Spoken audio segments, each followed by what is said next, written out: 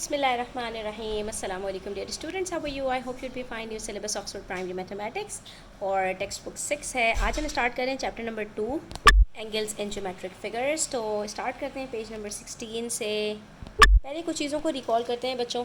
तो आप लोगों ने जो प्रॉपर्टीज़ ग्रेड्स 5 के अंदर पढ़ी थी उसके अंदर हमारे पास एक प्रॉपर्टी थी कि angles on a straight line gives a sum of 180 degrees. ठीक है, हमें ये बात पता भी है कि हम ये चेक कर सकते हैं डी से कि ये हमारे पास एक स्ट्रेट लाइन होती है और यहाँ पर हमारे पास 0 से एंगल्स स्टार्ट होते हैं और कहाँ पर जाकर एंड होते हैं 180 पर. ठीक है, चाहे आप आउटर स्केल की बात करें चाहे आप इनर स्केल की बात करें, दोनों साइड्स पर आपको नज़र आ रहा होता है कि 180 डिग्रीज़ का एंगल होता है. तो जब भी आपके पास एक स्ट्रेट लाइन होगी, आप यहाँ पर देख सकते हो ये एक स्ट्रेट लाइन है और इस स्ट्रेट लाइन के ऊपर हमारे पास 3 एंगल्स हैं, एंगल ए, एंगल बी और एंगल सी. ये तीनों एडजेसेंट एंगल्स हैं. ए और बी एडजेसेंट हैं, बी और सी एडजेसेंट हैं. एडजेसेंट का मतलब जिनका एक कॉमन वर्टेक्स हो, ठीक है, और एक कॉमन जो है वो आर्म हो. ठीक है, तो ए का एक आर्म और बी का एक आर्म दोनों का कॉमन है. इसी तरह से बी का ये वाला आर्म और सी का ये आर्म कॉमन है.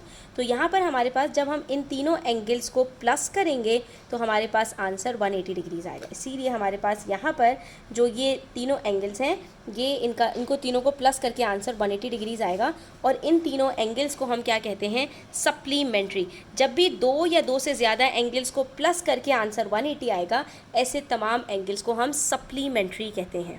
अब आ जाओ पेज नंबर 17 पर, पार्ट बी. अब हमने एक चीज़ और पढ़ी थी कि जब हमारे पास एक पॉइंट के ऊपर पूरा एक सर्कल कंप्लीट हो रहा होता है. यहाँ पर देखें, यहाँ से अगर मैं स्टार्ट करूँ तो पूरा एक सर्कल कंप्लीट होगा, यहाँ पर वापस आ जाएंगे. ठीक है, तो ऐसे हम जो है वो एंगल्स को क्या कहते हैं? Angles at a point. ठीक है, तो जैसे हमारे पास एक स्ट्रेट लाइन के ऊपर जो एंगल्स होते हैं वो सप्लीमेंट्री होते हैं, ऐसे ही एक पॉइंट के ऊपर जो एंगल्स होते हैं उनका सम 360 डिग्रीज होता है. उसकी वजह क्या है? देखो, यहाँ पर जब मैं एक स्ट्रेट लाइन बनाऊंगी और यहाँ से लेके यहाँ तक 180 डिग्री का सम है, और बिल्कुल इसी तरह से नीचे भी तो स्ट्रेट लाइन है, यहाँ से लेके यहाँ तक का भी 180 डिग्री सम है. तो 180 प्लस 180 कितना होता है? 360. इसीलिए अगर हमारे पास अलग अलग डायरेक्शंस में भी एंगल्स हैं, इन सब को जब हम प्लस करेंगे तो हमारे पास इनका सम 360 डिग्रीज आएगा. ठीक है, तो ये आपको प्रॉपर्टीज़ बस यहाँ पर रिकॉल करवाई जा रही है. तो जब आप डी, ई, एफ और जी को प्लस करेंगे तो आपके पास आंसर 360 आएगा. उसके बाद फिर हमने एक प्रॉपर्टी पढ़ी थी ग्रेड 5 के अंदर कि जब 2 स्ट्रेट लाइंस, ये एक स्ट्रेट लाइन है हमारे पास डी सी और दूसरी स्ट्रेट लाइन है हमारे पास ए बी, जब 2 स्ट्रेट लाइंस एक पॉइंट पर मीट करती हैं, एक पॉइंट पर मिलती हैं 2 स्ट्रेट लाइंस, तो जो ऑपोजिट एंगल्स फॉर्म होते हैं, ठीक है, ऑपोजिट डायरेक्शंस में, जैसे एस और क्यू, ये बिल्कुल बराबर होंगे. इसी तरह से पी और आर ऑपोजिट हैं तो ये दोनों भी बराबर होंगे. ठीक है, तो ये कहलाते हैं वर्टिकली ऑपोजिट एंगल्स. ये कब बनते हैं? 2 स्ट्रेट लाइंस में. तो हम यहाँ पर कहेंगे angle P is equals to angle R, angle Q is equals to angle S. अब देखिए क्वेश्चन नंबर 2 के अंदर ये जो तीनों प्रॉपर्टीज है, supplementary angles, vertically opposite angles और एंगल्स एट अ पॉइंट, ये सारी अब इसके अंदर आपके पास इनकॉर्पोरेटेड है. ठीक है, अब आपने फाइंड आउट करना है कि हमने इसको कैसे सॉल्व करना है. यहाँ पर आपके पास बच्चों देखो, ये एक स्ट्रेट लाइन है COD. ठीक है, हम इसको बना देते हैं एक मार्कर से. ठीक है, देखो मार्कर से क्यों बनाने के लिए कह रही हूँ अभी आपको समझ आ जाएगा. ये आपने इसको मार्कर से ड्रॉ कर लिया. इसी तरह से दूसरी स्ट्रेट लाइन को भी आपने मार्कर से ड्रॉ कर लेना है. इससे आपको लोकेट करने में इजी हो जाएगा कि कौन से एंगल्स हमारे पास ऑपोजिट हैं. ठीक है, इसको भी हमने एक मार्कर से ड्रॉ कर लिया. अब इसके अलावा हमारे पास कोई भी स्ट्रेट लाइंस ऐसी नहीं है जो आगे तक जा रही हो. FO यहीं पर बीच में आकर ओरिजिन के ऊपर ख़त्म हो गई, आगे एक्सटेंड नहीं हुई. ठीक है, इसी तरह से EO ये भी आकर यहीं पे ख़त्म हो गई, आगे एक्सटेंड नहीं हुई. तो इसका कोई ऑपोजिट एंगल नहीं होगा. ऑपोजिट एंगल किसका होगा? तो आप यहाँ पर ये ग्रीन और ऑरेंज लाइन को देखो, ये जो 60 डिग्री का एंगल बन रहा है, बिल्कुल इसके ऑपोजिट में आपके पास यहाँ से D से स्टार्ट होगा एंगल. ये देखो ऑरेंज लाइन और ग्रीन लाइन के बीच में अब 2 एंगल्स आ रहे हैं आपके पास. इसका मतलब है इन दोनों का सम आपके पास 60 डिग्री होगा. ठीक है, जिसमें से एक एंगल आपको 90 दिया हुआ है और दूसरा एंगल कितना होगा, तो ये आप इजीली फाइंड आउट कर सकते हो. 60 माइनस 19 कर दोगे. यानी जब 2 एंगल्स किसी एक एंगल के वर्टिकली ऑपोजिट होंगे तो इन दोनों को प्लस करके आंसर 60 डिग्रीज आएगा. तो अगर इनमें से एक मिसिंग हो और इसके ऑपोजिट में पूरा एंगल गिवन हो तो आपने इस एंगल को इसमें से माइनस करके निकाल लेना है. 60 में से 19 को माइनस करते हैं, हमारे पास आंसर आता है 41. ठीक है, तो हमने यहाँ पर क्या करना है, लिख देना है कि ये एंगल हमारे पास DOE 41 होगा. ठीक है, अच्छा अब हमें चेक करना है तो चेक भी कर सकते हैं, 41 + 19 करते हैं तो आंसर 60 आता है। इसका मतलब है कि DOB और ये दोनों 60 डिग्री के एंगल है। अच्छा, अब ये एंगल बचा COB और AOD, ये कैसे फाइंड आउट करें बच्चों? तो अब आपको ये स्ट्रेट लाइन वाली जो सप्लीमेंट्री की एंगल थी वो प्रॉपर्टी यूज़ करनी है। अब आपने उस यहाँ पर स्केल रख दिया, अब आपने सिर्फ और सिर्फ इसको देखना है। आपको पता है कि the sum of angles on a straight line is always 180 degrees. अगर हमें ये पता चल चुका है कि ये पूरा का पूरा एंगल 60 डिग्रीज़ है, तो ये एंगल कितना होगा? 180 - 60। ठीक है, आप ये वाली स्ट्रेट लाइन भी ले सकते हो, नीचे वाली। ठीक है, ये भी आपके पास 60 है, तो यहाँ से भी अगर आप करोगे तब भी सेम वही बात होगी कि COB आपके पास 180 - 60 होगा, दैट इज़ 120 डिग्रीज़। और जब ये वाला एंगल आपके पास 120 डिग्रीज़ है बच्चों, तो इसके ऑपोजिट में जो एंगल हमने ये लाइंस बनाई थी ग्रीन से ऑरेंज, ये भी पूरा का पूरा 120 डिग्रीज़ होगा। लेकिन ये भी दो एंगल्स में स्प्लिट हुआ हुआ है, एक ये एंगल X है और दूसरा ये 120 डिग्रीज़ है। तो अब इसको कैसे फाइंड आउट करें? तो देखो यहाँ पर बच्चों इन्होंने आपको एक ट्रिक और बताई हुई है। ये जो FOE है आपके पास, ये 90 डिग्री का एंगल है। तो अगर 90 डिग्री का एंगल दो पार्ट्स में स्प्लिटेड है, जिसमें एक FOD है और दूसरा DOE है, तो हम यहाँ पर ये देख सकते हैं कि DOE हमारे पास 41 है, तो एंगल X हमारे पास कितना होगा? 90 - 41। ठीक है, दैट इज़ 49। ठीक है बच्चों, तो इस तरह से आपने इसको सॉल्व करना है। तो ये हमें यहाँ पर एंगल X पता चल गया 49। अब देखिए हमने कितनी प्रॉपर्टीज़ यूज़ की?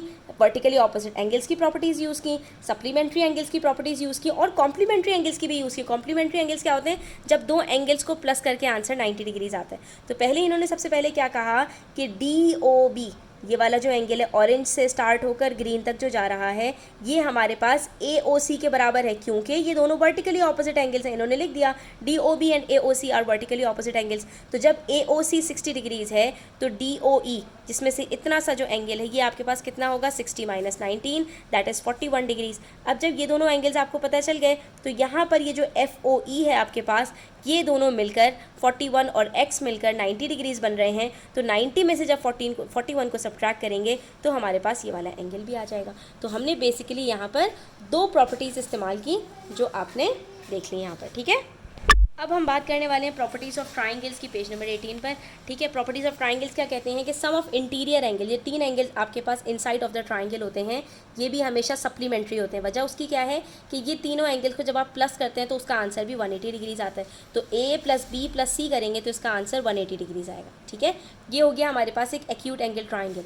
इसी तरह से एक राइट एंगल ट्राइंगल होता है जिसके अंदर एक एंगल हमारे पास 90 डिग्रीज़ का होता है। और पता कैसे चलता है? जहाँ पर दो आपके पास लाइन्स के बीच में ये बॉक्स बन रहा होता है ना, जिनके बीच में 90 डिग्री का एंगल होता है, इन दोनों के बीच में आप देखो, चेक करो, ये 90 डिग्री का एंगल आ रहा है, एग्जैक्ट 90 डिग्री का एंगल है। ठीक है, और इसकी पहचान क्या है कि या तो आप कह दो ऑपोजिट ऑफ T या एक L बन रहा होता है, तो ऐसे एंगल को हम 90 डिग्री कहते हैं। तो हमारे पास बता रहे हैं right angle triangle one of the angles is 90 degrees. ठीक है, उसके बाद फिर हमसे कह रहे हैं कि हमारे पास कभी कभी आइसोसेलेस ट्राइंगल्स होते हैं। आइसोसेलेस का मतलब होता है दो साइड्स इक्वल है। जब दो साइड्स इक्वल होती हैं बच्चों, तो इस साइड के ऑपोजिट में ये एंगल F और इस साइड के ऑपोजिट में ये वाला एंगल E।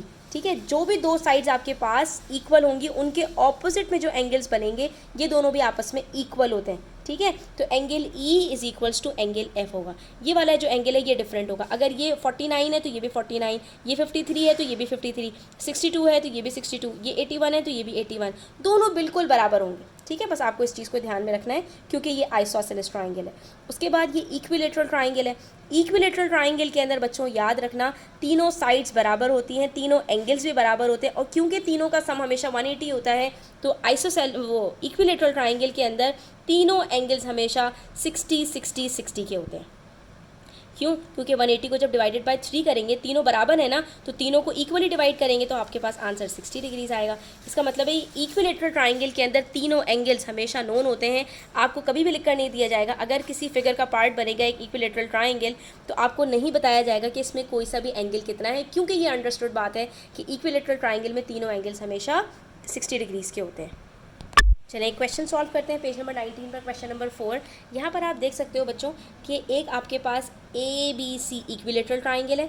ये देखो दो लाइंस बता रही हैं, इसका मतलब है कि ये जो एंगल आपके पास फॉर्म होगा ABC, ये तो आपको अंदर वाला एंगल बताया हुआ है ना 55 डिग्रीज़ का, ये पूरा का पूरा एंगल जिसके अंदर इसका भी एक पार्ट है। ठीक है, ये दोनों एंगल्स और यहाँ से लेके यहाँ तक का जो एंगल आपके पास फॉर्म होगा ना, ये दोनों बिल्कुल बराबर होंगे। ठीक है, यानी कि ABC और BCA ठीक है, मैं ये इनसाइड वाले की बात नहीं कर रही, मैं पूरे के पूरे एंगल की बात कर रही हूँ कि अगर हम ABC को ड्रॉ करें तो ये पूरा पार्ट और ये पूरा पार्ट ABC की बात करें, अगर हम इसको अलग से ड्रॉ करें तो हमारे पास ये दोनों एंगल्स बिल्कुल बराबर होंगे। ठीक है, अब क्योंकि हमें ये 40 बताया हुआ है तो ये दोनों एंगल्स निकालना तो कुछ भी मुश्किल बात नहीं है। हमें पता है कि इन तीनों को प्लस करके आंसर तो हमेशा 180 आता है। तो अगर हमें ये दोनों एंगल्स फाइंड आउट करने हैं तो हम सीधा सीधा क्या करेंगे, हम सबसे पहले 180 में से 40 को माइनस करेंगे।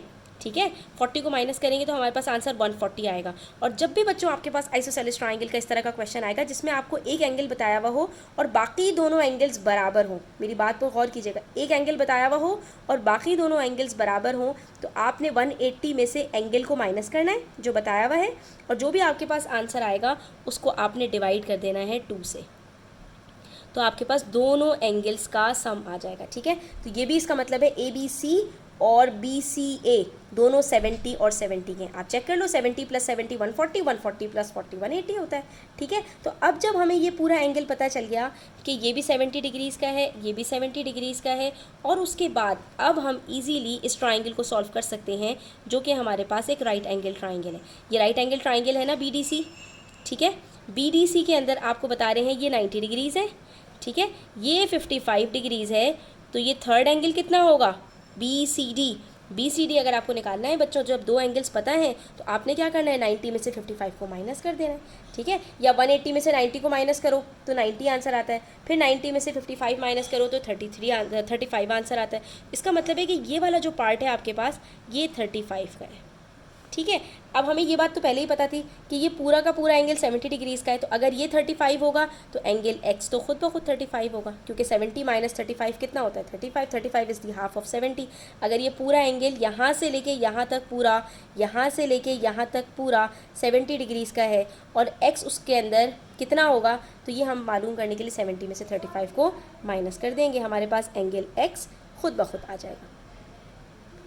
ठीक है, तो अगर हमें एंगल X फाइंड आउट करना है तो हमने उसके लिए क्या किया, पहले हमने ये दोनों एंगल्स फाइंड आउट किए जो पॉइंट B और पॉइंट C के ऊपर ABC ट्राइंगल के अंदर फॉर्म हो रहे थे, और उसके बाद हमने देखा कि हमारे पास ये वाला जो एंगल है ये हम inside of the triangle of BDC से फाइंड आउट कर सकते हैं। हमने इससे फाइंड आउट किया और फिर 70 में से 35 को माइनस किया तो हमारे पास फाइनल आंसर आ गया। आज के लिए बच्चों इतना ही। इंशाल्लाह नेक्स्ट वीडियो के अंदर हम स्क्वायर्स और रेक्टेंगल्स और जितने भी क्वाड्रिलेटरल्स होते हैं उनकी भी प्रॉपर्टीज़ को डिस्कस करेंगे। तब तक अपना ख्याल रखें, चैनल पर नए हैं तो सब्सक्राइब करते जाएं, वीडियो अच्छी लगी हो तो लाइक करें, अपने फ्रेंड्स के साथ ज़रूर शेयर करें। टेक केयर, अल्लाह हाफ़िज़।